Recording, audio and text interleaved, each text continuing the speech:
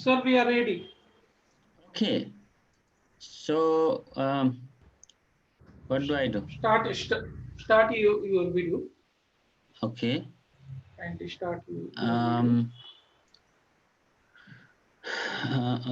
okay. So video, Yes, yes. and then we have share the room. Yes. Wait, sir. Afterwards, Okay. when Okay. you are going to present your presentation lecture. Okay. Okay.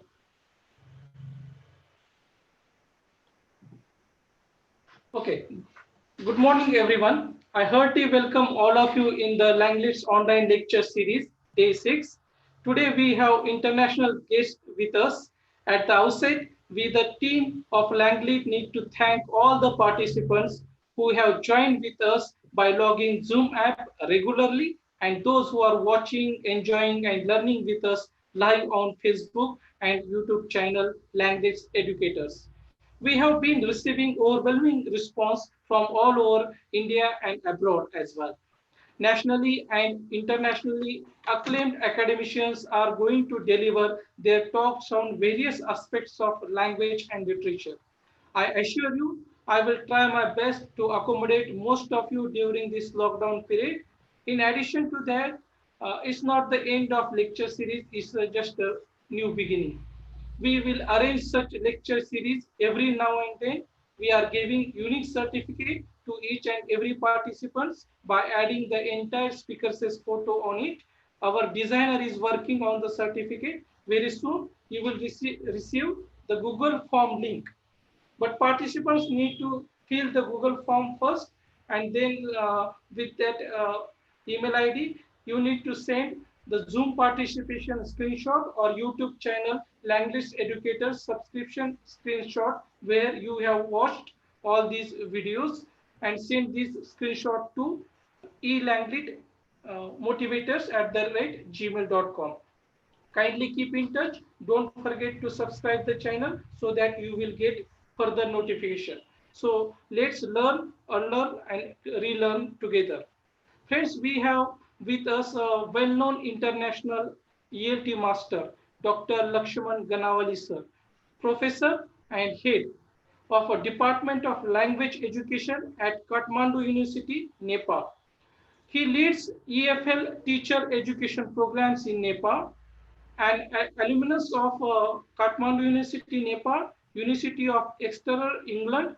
He taught English language at primary, secondary, and tertiary levels before coming to the University of Kathmandu to contribute to the field of teacher education and training. He is an acclaimed figure in English language education in Nepal. His national and international contributions include English foreign language textbooks, articles, and book chapters on language pedagogy and teacher professional development. A university, uh, a University of External Alumnus, Dr. Lakshman Ganawali sir has a repute in and outside Nepal for inspiring teachers for professional development through network building. He currently serves NELTA, right, as its senior vice president. So, without further delay, may I invite Dr. Lakshman Ganawali sir to deliver his unique talk on online teaching and teacher well-being. Over to you, sir. Okay. Thank you so much, Dr. Prashant Moti. I would like to start my session here. Um, Hello, everyone. Good morning. Good morning from Kathmandu. I'm very happy to be connected to you today.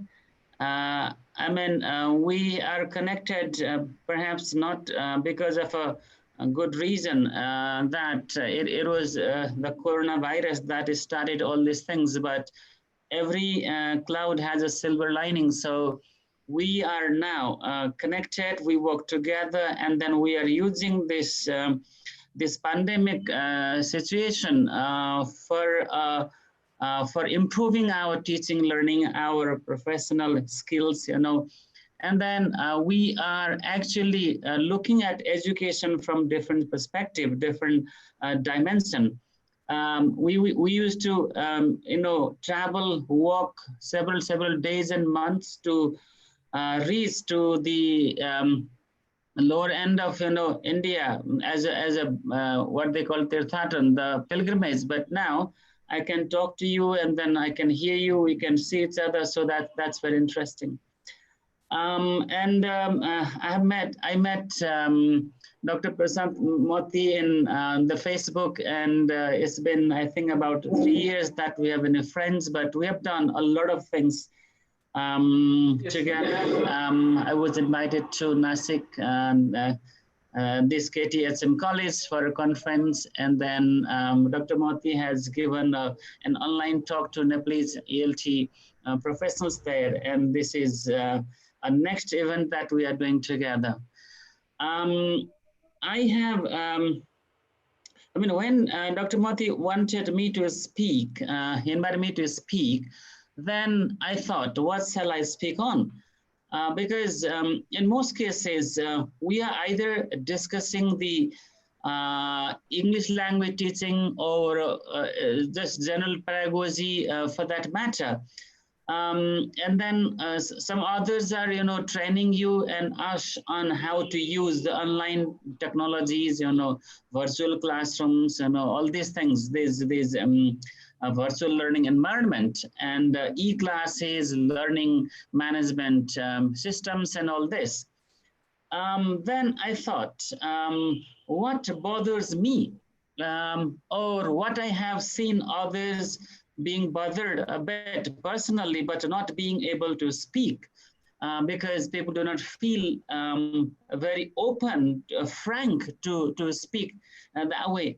So I thought, okay, well-being is what has been, affected, I should say, negatively at the moment. On the one hand, we say that we are now going global. We can connect to so many. I know this, I know that. I've got this gadget and that gadget, we say.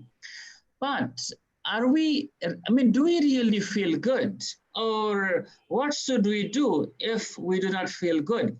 So that's the issue that I took.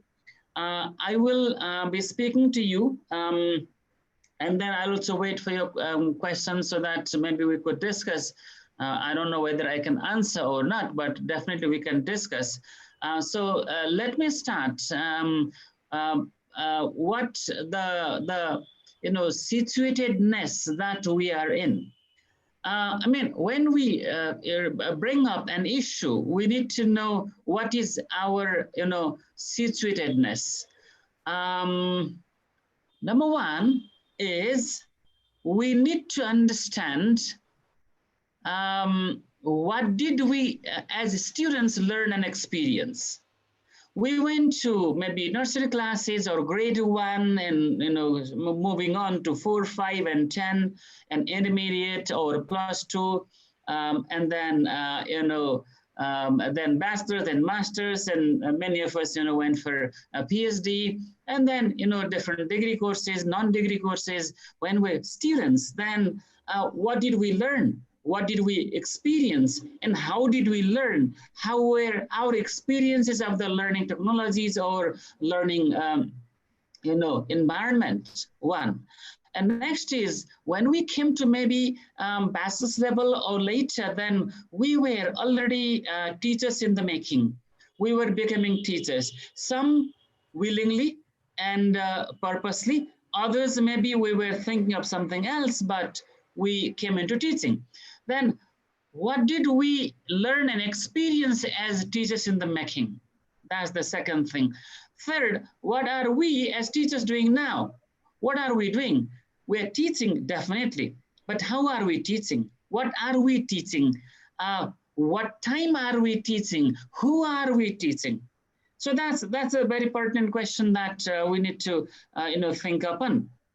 Well, I'm not going for the answers here, just reflection. And at the present situation, maybe in the last 4 or 5 years, and then a bit after the earthquake and now after Corona or during Corona period, then what do our schools and colleges and universities expect us to do? What are their expectations? I mean, what are we expected to deliver as a professional? And next is, what may we be expected to prove in the future? Proving, I feel this word very meaningful, because when people look at you, then they expect that you'll prove something. So proving what? In the future, what shall we be expected to prove? So that was our, a list of questions to reflect upon our situatedness. Now, let me answer these questions from policy perspective, from personal experience perspective, and from international expectation perspective. Let me begin with Nepal's case. Nepal's policy states that every teacher is expected to, or to be more blunt, to be required to, have or develop, these 8 competencies. And then the 8th one is information and communication technology competence. We are expected to be aware of, know how to use it, and know how to use it in the teaching learning situation, and be able really to use it in the teaching learning situation. So that is one situatedness. Means ICT has come to our homes, has come to our personal lives, has come to our professional lives, and it is there. Then now, edutopia.org has listed, these 15 competencies or 15 characteristics, features of the teachers now. I mean, in the 21st century. So what are we expected to possess as teachers, professional teachers? Let me pick a few things here, not all. This third one, we as 21st century teachers need to know, or are automatically expected to know and be able to use new technologies. One, I mean, when technologies come, then whether we have training, whether I have logistics, whether I have situation at home, whether I can financially do that, whether my age group, or my age, what age I am, is supportive for me or not, nobody bothers. You are, I am expected to know the new technologies. One.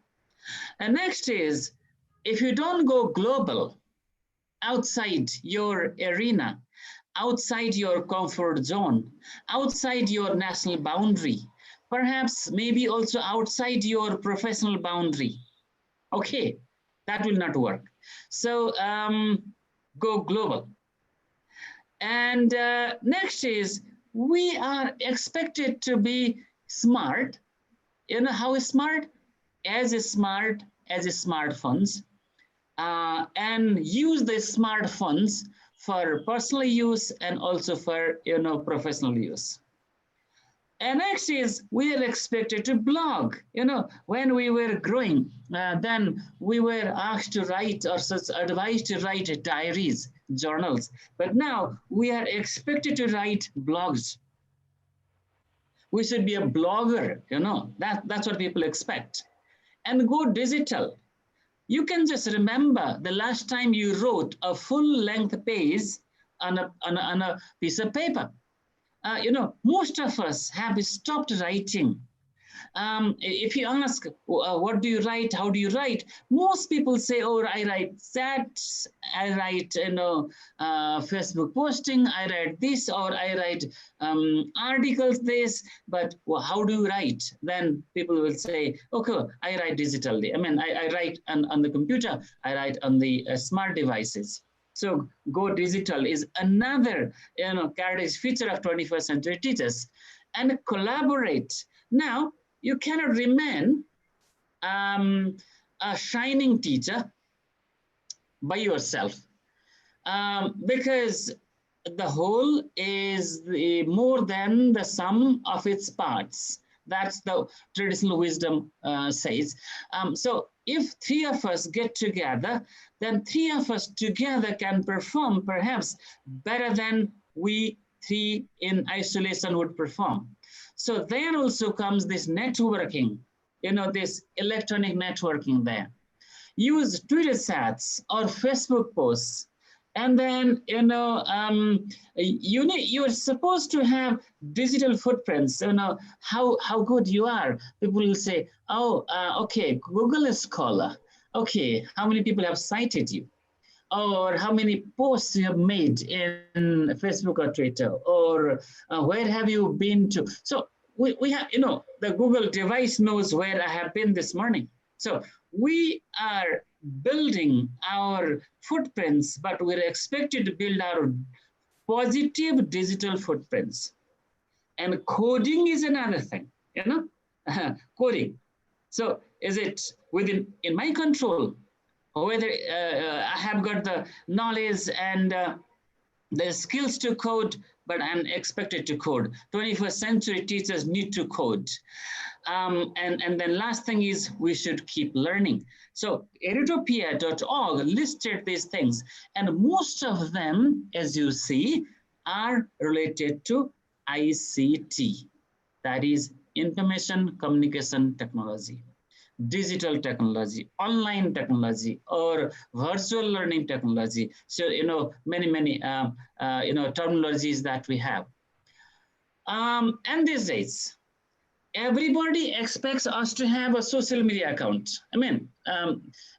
So they will not say, do we have an account? They say, well, okay, can you give me your WhatsApp number? They say, okay, what's your Facebook ID?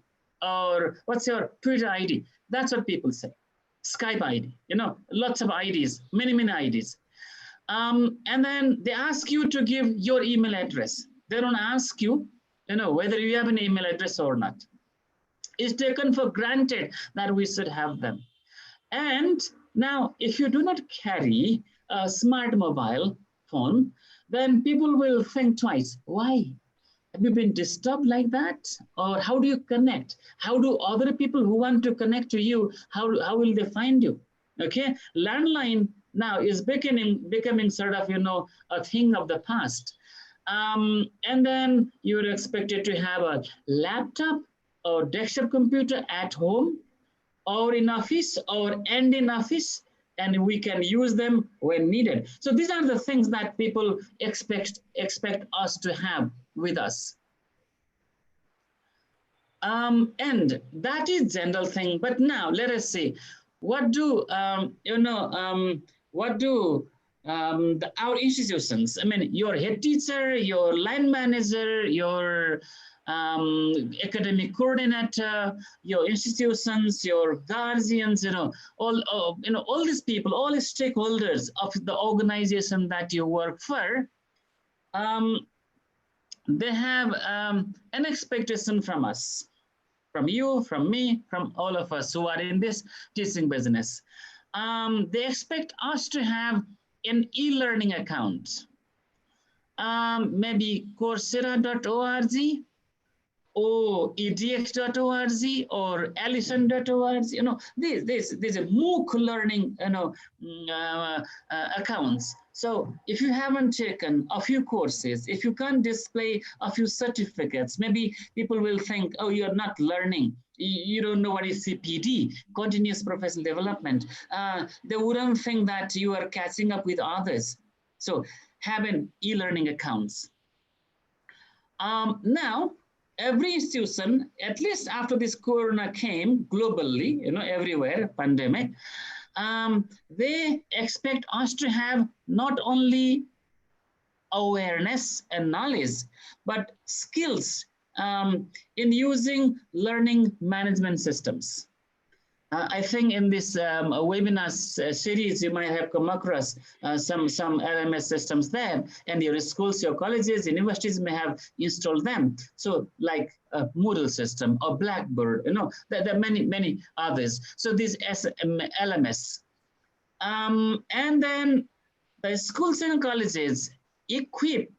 They want us, they expect us to be equipped with gadgets and internet connections at home.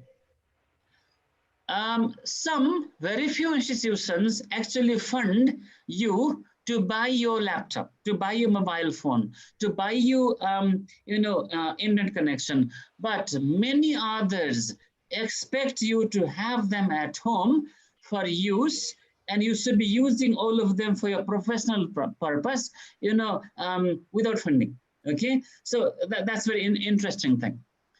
And then, what they do is, whether it's 9:30 in the night or 5 o'clock in the morning, it's a Saturday or it's a holiday, or you might be sitting in your, sort of ritual at home. Nobody bothers. People expect you to have to be online. And then they will say, can you check email and tell me this, or answer me, or I sent you this, or they send you a message on the messenger, and they wait for 3 minutes and they say, oh, why didn't you reply? Are you busy? That's what people say.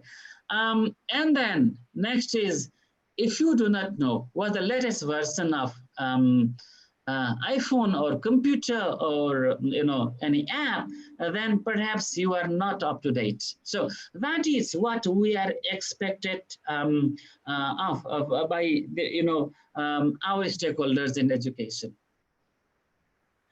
But where did we come from? Where did we come from? Okay, let me share my story. I may not tell a real story, a proper story, but I'll tell you my footprints or my course of life where I came from. I was 5 years by my age, when I went to school first, and it was about 10 minutes walk from home. There was a small building which had only 3 rooms, and then one was office room. The other was for children who would, run away, or there are too many crying. So the lower one and upper one was for class 5. So when we had, I was put in that lower room first, and later in grade 1, 2, 3, 4, in 3, we had no building at all. Nearby the school building, there was a platform with a peepal tree and banyan tree. And under it, we used to sit, and then, we used to learn there. We would bring our own mats, this hay mats. And then sometimes we would bring the, tree branches with the leaves and then sit on them to make them sort of cushion. Sure. And then there was no board. It was interesting. The teacher would come, tell us the stories, ask us to write, and we would write. And then interesting. The only technology that we would see at that time was, a small plane that would fly over our village. After that, at that time, what I was using to write, to learn, was a slate.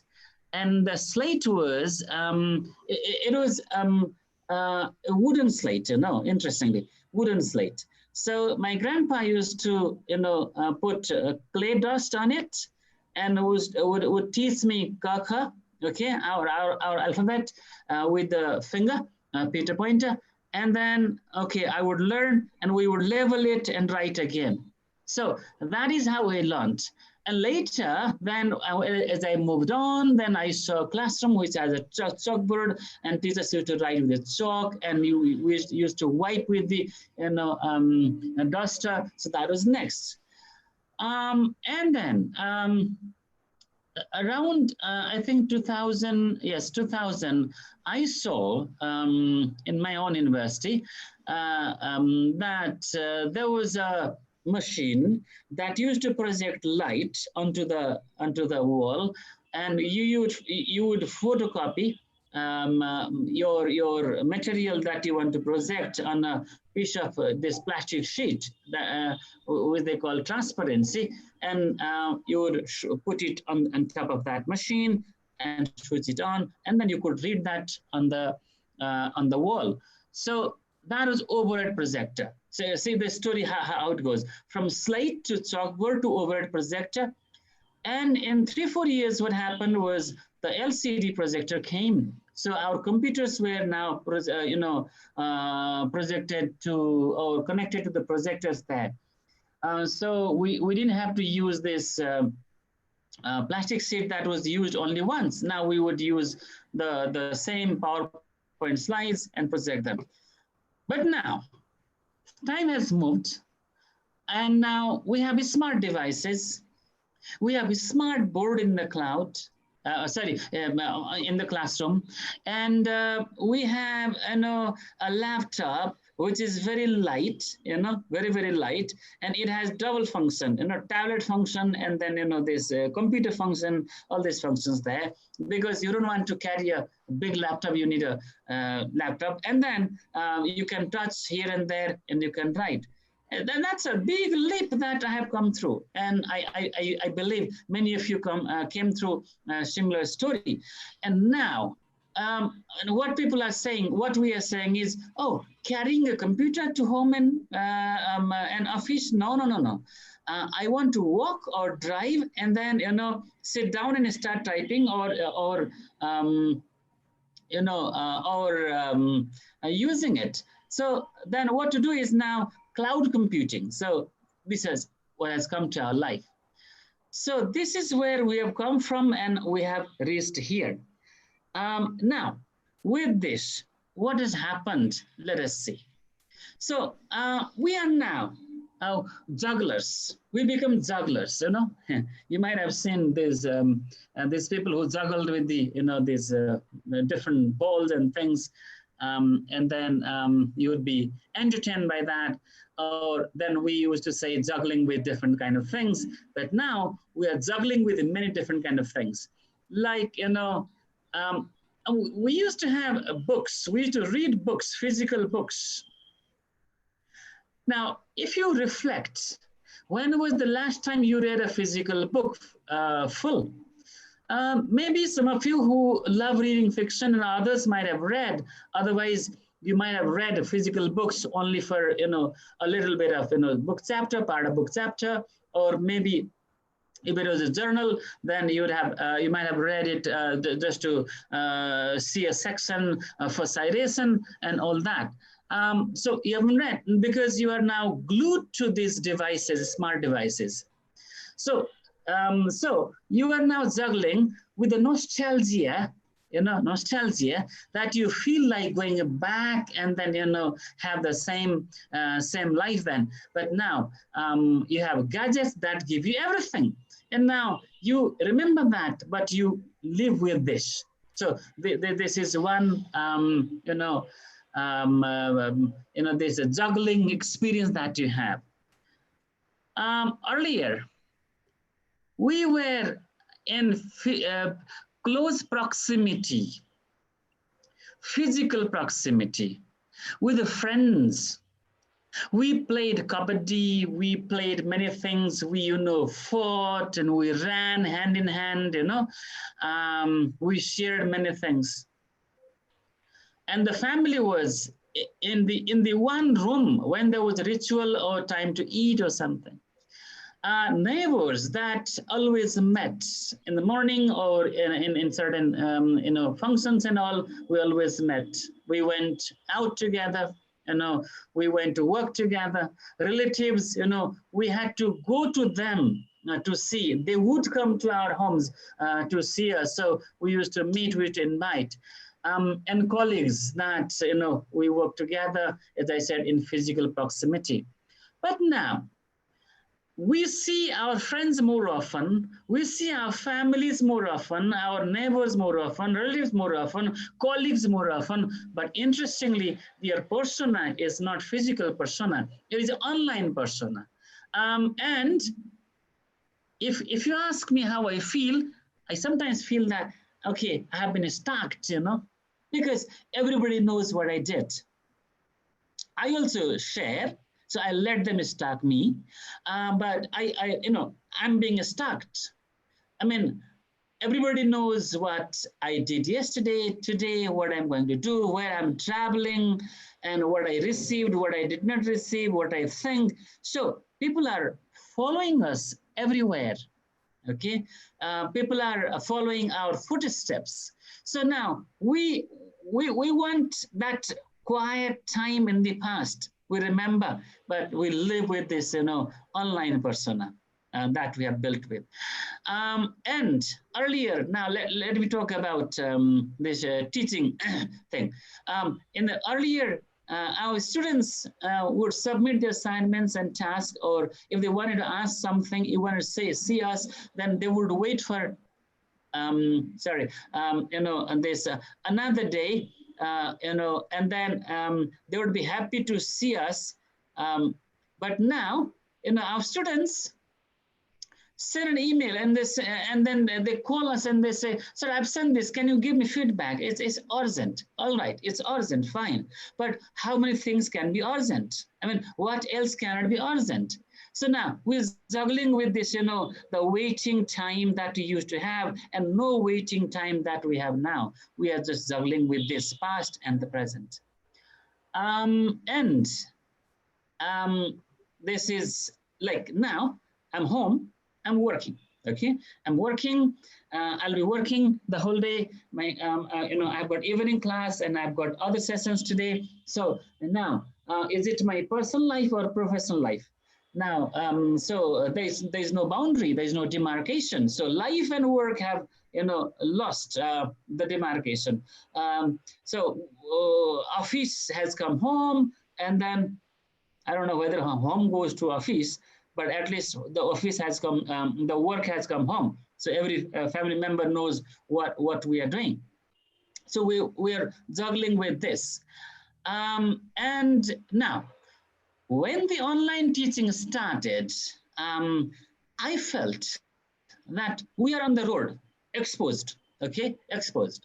Everything we know, we do, there are few, I should say, confidentialities that we can maintain now. Everything is exposed. And next is, we are in a hurry, always in a hurry, okay? The deadline, this, because the electronic device doesn't wait for your time. So the time ticks, the clock ticks, and then you can't, wait to go beyond the deadline. So you are in a hurry. Everything has to be sent now and received. And we need to receive, we want to receive this responses now. So we are in a hurry. And, just reflect. How often do you look at your mobile device? Every now and then. Interestingly, if you sit in front of your television to watch current news in the evening, you've got your smartphone connected to Wi-Fi and you are juggling. You're juggling. You're looking at television and you're looking at your mobile device. So your mind is multitasking, is bound to multitasking. It has to juggle with many different things. And then there somebody, sends a text message or sends you a message on the messenger, and then you respond. And then your family member says something. Okay, respond. Or you say something. So you're diverted to so many things. So this checking devices. And next is, you watch on Facebook, you watch here and there, and you see your colleagues doing something. Then what you're doing is you're trying to keep up with others. If others go to certain tourist destination, you also have to go. If somebody cooks something and posts on Facebook, then you also have to post. If somebody wears something on a particular occasion, then you also would like to wear and then do this. So you're trying to keep up with others, this is competing. I don't know how to put that. This has led you to, always sign up. Something, Twitter comes, you sign up. Facebook comes, you sign up. LinkedIn, you sign up.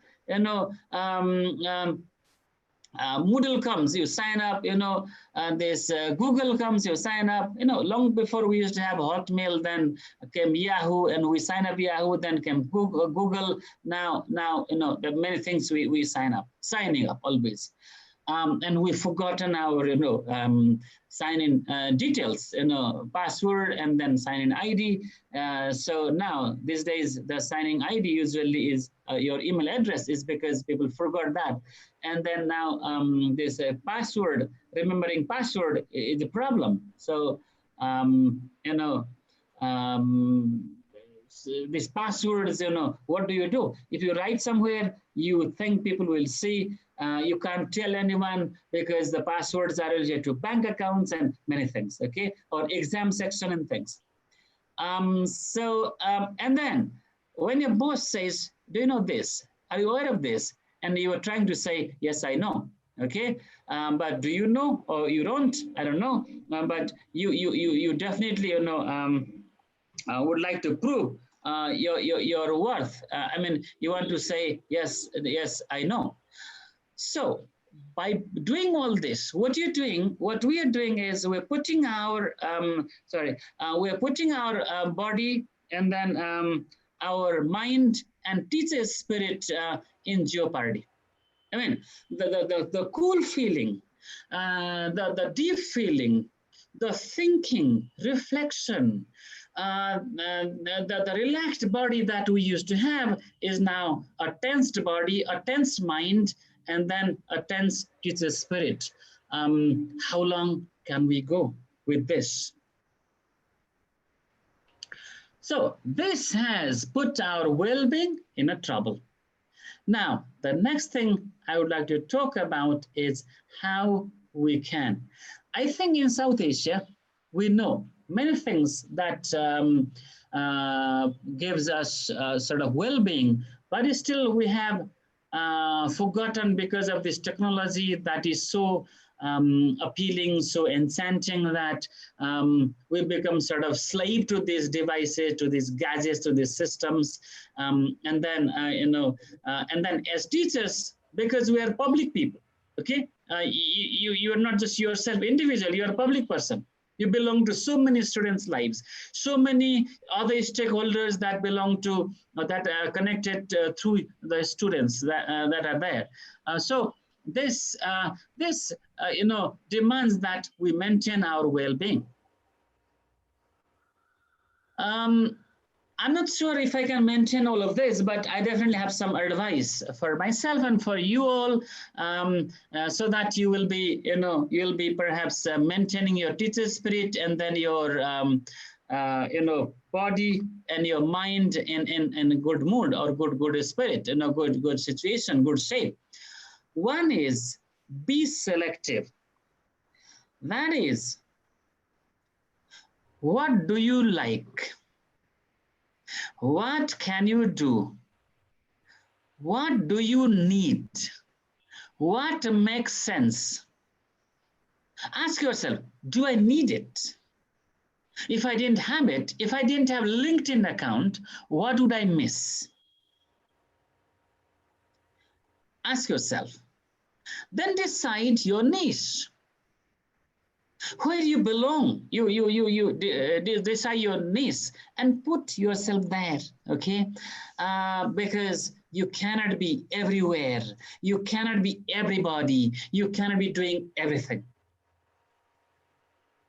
The most important thing that perhaps helps you to decide is you need to know your strengths. Your strengths, yes. You don't need to win everything. You don't need to be at par with everyone, okay? So see your strength, what you belong to, and then follow that and be happy with that. But when I said this, there's one more thing.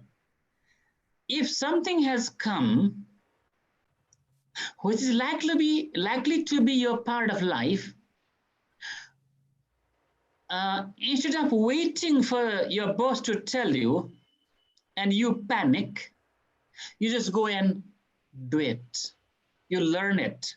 When others are, panicking, you already know you are in your cool. So, many things you need to learn. Um, because psychologically, if you know, you don't panic, you don't feel that you're lagging behind, you are spotted for not doing something. So you better, what you do is you learn that. Okay, like now, the learning management system, the LMS. Your schools, your universities may not have set up them well. What do? You come to this online session, another online session, go to internet, find out, download, sign up, try, and then be ready to perform before things, go out of your hand, or they become, something that you can't control. So that's something. Because, but we've got sort of fear psychology. I don't know. I came from a class under banyan and people tree, so I don't know. This psychology doesn't work. Time has moved. A lot of water has flown, in the Ganges, under the bridge, and we have to be changing ourselves. But balance, but be selective. You don't need to learn, as I said. You don't need to be, grabbing. I mean, putting your hands on everything there. Remember, you don't need to know everything. Okay, so maybe sort of compartmentalizing, limiting, not limiting, let us say, delimiting your knowledge, perhaps also would be healthy. Because if you tend to know everything, then you'll be connected to many things, and then there will be a time when you can't balance anything, you can't do justice to many things, your well-being will be at risk. And now, you're sitting, because these devices are something that they make you sedentary. You sit and work. So change your posture. Some universities, some IT companies have removed the chairs because people sat and their body posture, they can't maintain, good posture, and the physique has been badly affected, negatively affected. So change your body posture. Don't sit all the time. Okay, stretch. Then perhaps your blood will flow, and your mind will be a little fresh. But in the everyday living, practice yoga or any other physical exercise that keeps you fit, that you like. I mean, choose which one you like, which one fits your body, which one fits your lifestyle. You do that and choose the time that you do. Maybe you could go for meditation, okay, like Vipassana or something. Or if you do not have that tendency, then take some hobby that takes your mind completely off from your busy tasks. Like I do kitchen gardening. I mean, when I have tension, I just walk there and go look at the plants and then scratch here, pull there, weed there. So that's what I do. So do something. And then when you do that, leave behind your gadgets. Sign out everything. And take off hours. You need to have take off hours. That is, you don't do anything. Switch off after maybe 9 p.m. or earlier. I was working with a British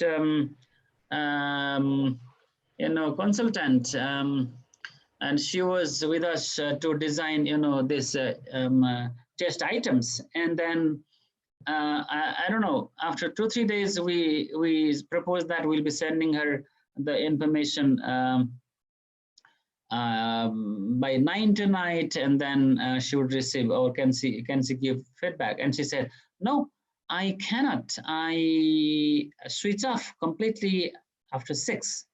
Actually, I didn't understand what that meant. And I think 2 days later, I understood.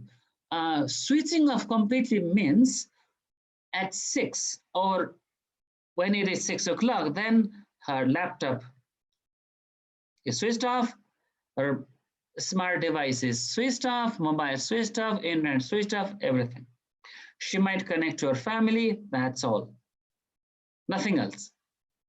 Until 5 o'clock tomorrow morning, this 6 in the evening, these 11 hours, she would be herself. So I have learned this. I've not been able to maintain all, but at least these days, I've stopped working after 9 p.m. I might get up early, but 9 p.m. onwards, I will stop working. So, I mean, well-being is one, because in Sanskrit, I think they say, Shariram Khalu Dharma Sadhanam. So, I mean, if you want, even if you want to practice your dharma, you need your body. Without body, you can't do anything. Body is everything, actually. You need to learn ergonomics, that is, maintaining this life and work and life. So you need to balance all that. Because your health matters. And here, by health, I don't just mean body, because we've got several bodies here. I just don't mean physical body. I mean emotional body, I mean a spiritual body, the psychological body, all these healths that we are embodied with, we need to maintain them, because they all matter to our life. So, I mean, we all are excited that Corona made this possible, that we go online. Yes, but don't please run too much. Maintain yourself, maintain your body, maintain your well-being, to put everything together. That's my references. So I say stay healthy and stay ahead, because if you stay healthy, if you maintain your well-being, then you can stay ahead. Because if you do not maintain your well-being, there's another word that you need to learn, that is burnout. Burnout is dangerous. When your teacher spirit burns out, when you feel the burnout, then very few people actually come back to original shape, original spirit, original motivation. So again, I repeat, stay healthy and stay ahead. So that would be my address. But now, with some time, and Dr. Moti has asked me to have some time for Q&A, that's question and answer. Now, let me see, okay, chat box is here. Okay.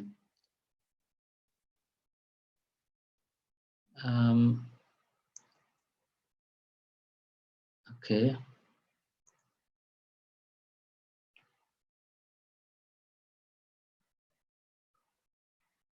I think I'll share, I'll stop sharing, and then I come here, and now chat, yes.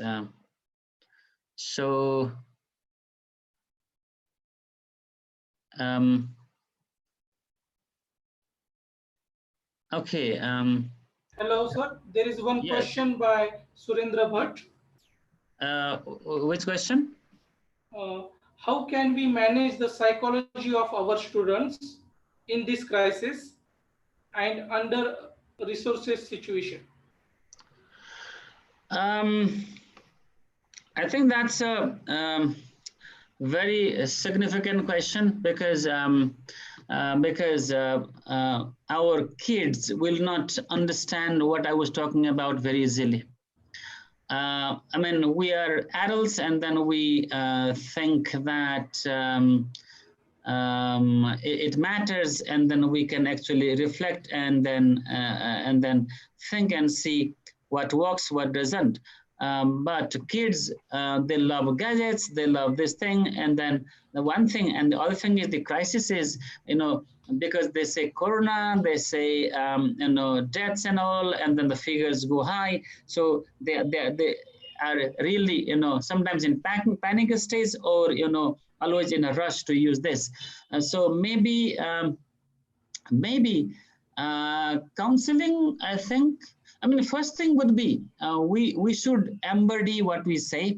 We should maintain our well-being, because students and kids, they do what we do, they don't do what we say. Okay, so we need to be, yes, we need to be role models and counseling.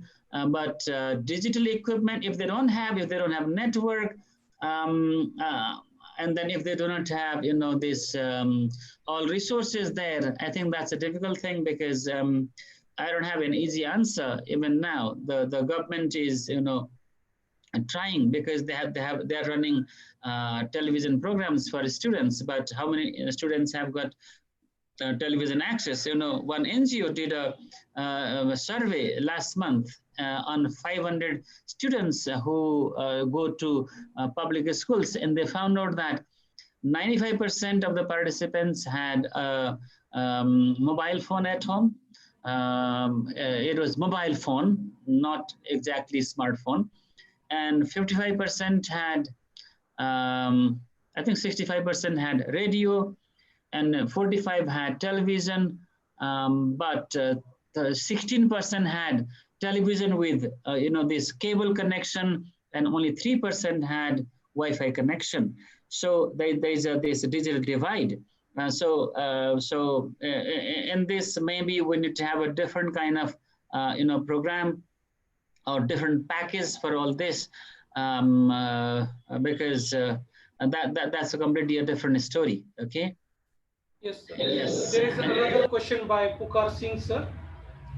How Uh, can we balance our personal and professional life in this pandemic context? that's what I mean. One would be not be exposed to the news story all the time, because these days, there are fake news, and there's this hyper sensationalization of the news stories.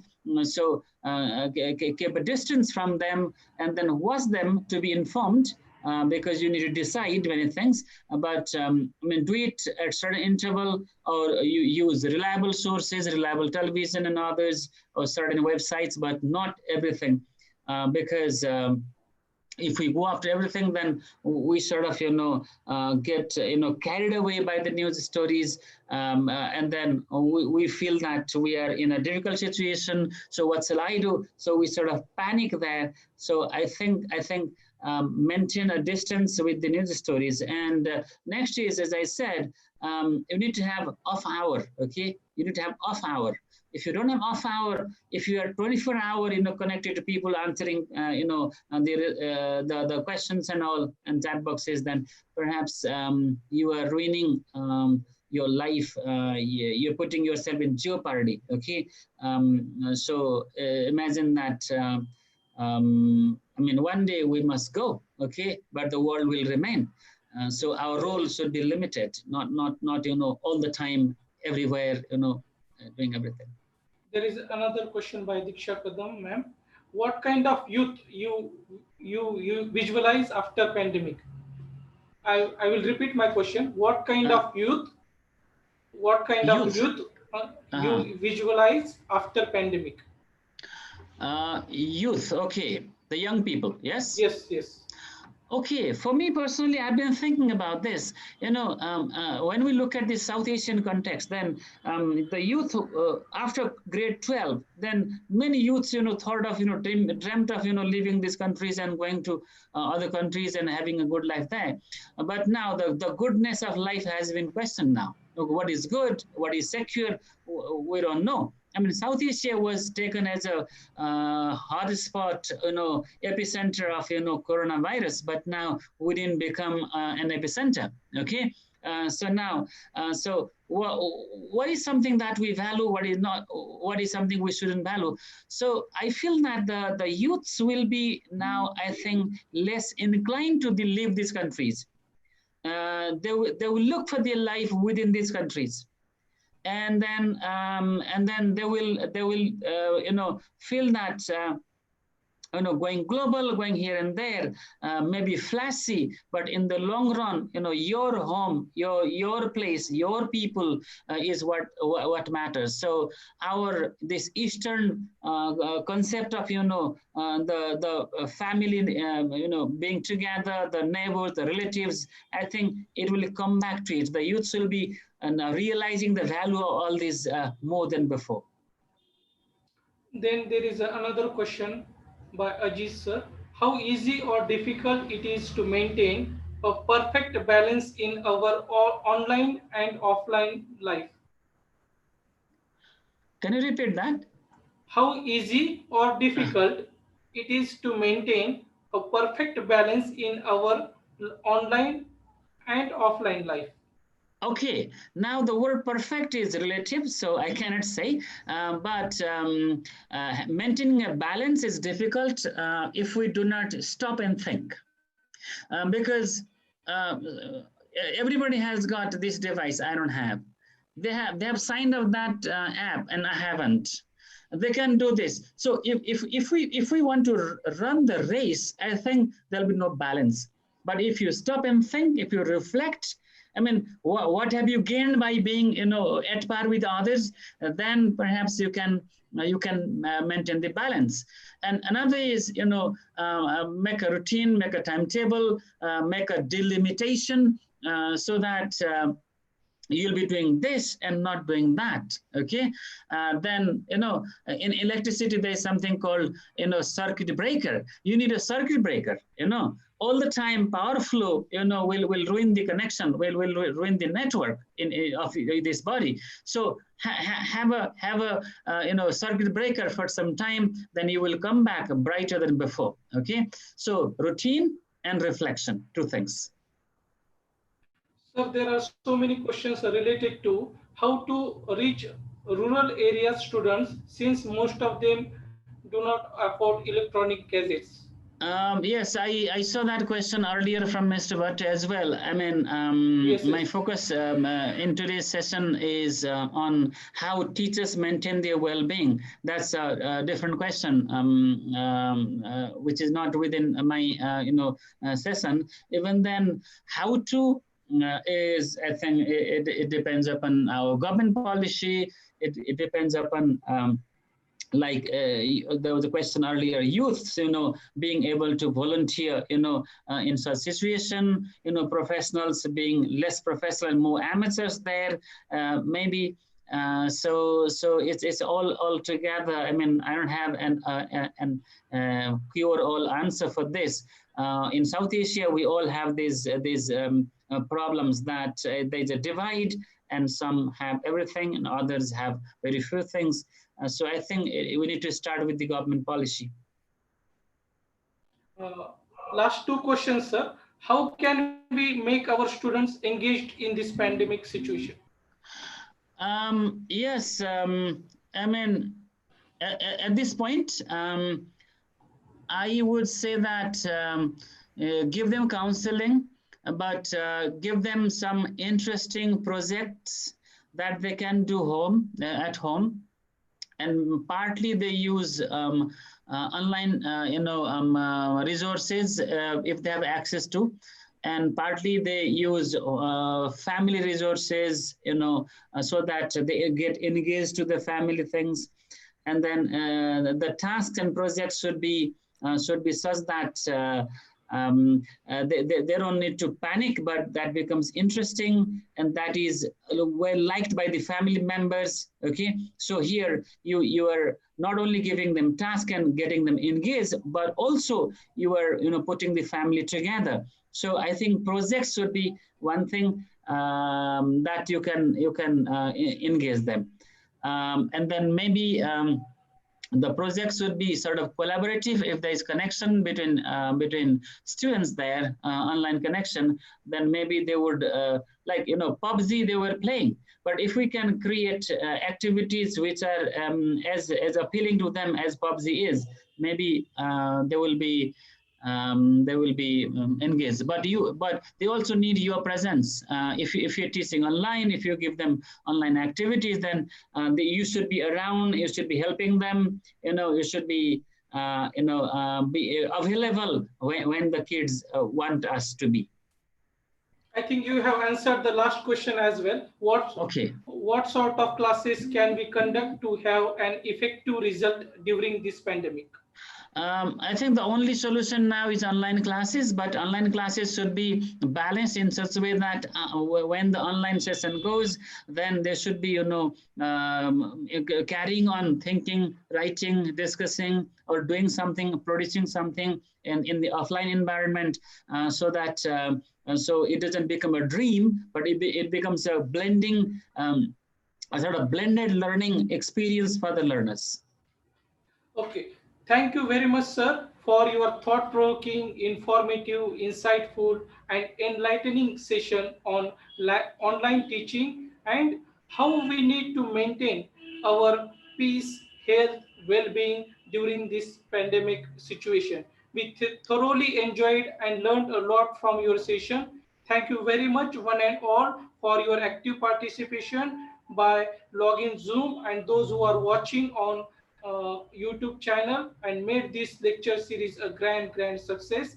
Let's learn, unlearn, and relearn together. Stay at home, stay safe. Thank you very much for your overwhelming response. Thank you very much, sir. Okay, thank you, Dr. Motiji, Pleasure is for all mine, this sir. opportunity. Huh? Pleasure is all mine. Thank you. Okay, thank you, sir. Thank you so much. We'll coordinate. We'll collaborate more in the future. Thank you so much. Most welcome. Okay. Thank you. Okay. Bye bye, everyone. Bye. Okay.